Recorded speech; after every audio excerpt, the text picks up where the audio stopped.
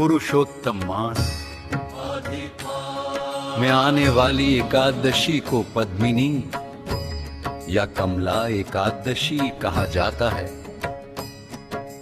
इस व्रत के प्रभाव से समस्त पाप नष्ट होते हैं, धन धान्य की प्राप्ति होती है और वैकुंठ धाम की प्राप्ति होती है।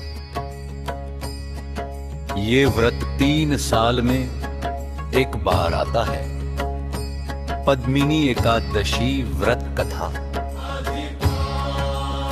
पौराणिक कथा के अनुसार एक बार राजा युधिष्ठिर ने भगवान श्री कृष्ण से पुरुषोत्तम मास की एकादशी और उसके महात्म्य के बारे में पूछा।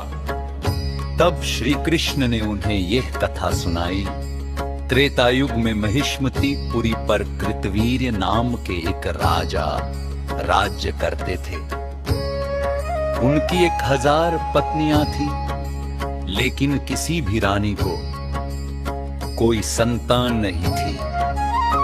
राजा को इस बात की बहुत चिंता रहती थी कि उनके बाद राज्य का उत्तराधिकारी कौन बनेगा। संतान प्राप्ति के लिए राजा ने अपनी सभी पत्नियों के साथ कठोर तपस्या की, लेकिन फिर भी उन्हें कोई वरदान प्राप्त नहीं हुआ। इससे दुखी होकर राजा की पत्नी रानी पद्मिनी माता अनसुया के आश्रम पहुंची। रानी ने माता को अपनी व्यथा सुनाई।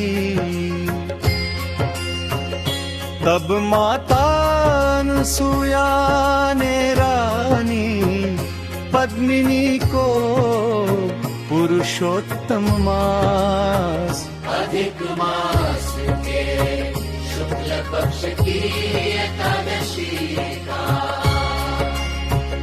व्रत करने की विधि बताई। माता ने कहा कि यह व्रत विष्णु जी को अत्यंत प्रिय है और इसके प्रभाव से असंभव कार्य भी संभव हो जाते हैं।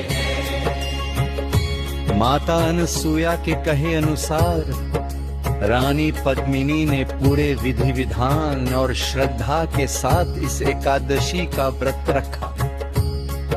व्रत के प्रभाव से भगवान विष्णु प्रसन्न हुए और गरुड़ पर सवार होकर कदरक हुए। भगवान ने रानी से वर मांगने को कहा। रानी पद्मिनी ने प्रार्थना की कि उनके पति को एक ऐसा तेजस्वी और बलवान पुत्र प्राप्त हो जो तीनों लोकों में प्रसिद्ध हो और जिसे कोई हरा न सके। भगवान विष्णु ने तथास्तु कहा और अंतर ध्यान हो गए। कुछ समय बाद रानी पद्मिनी को एक अत्यंत पराक्रमी पुत्र की प्राप्ति हुई, जिसका नाम कार्तवीर्यार्जुन रखा गया। कार्तवीर्यार्जुन आगे चलकर तीनों लोकों में एक महान और शक्तिशाली राजा के रूप में प्रसिद्ध हुआ। व्रत का फल इस कथा का पाठ करने या सुनने मात्र से अश्वमेध यज्ञ के समान पुण्य फल की प्राप्ति होती है। आ जाओ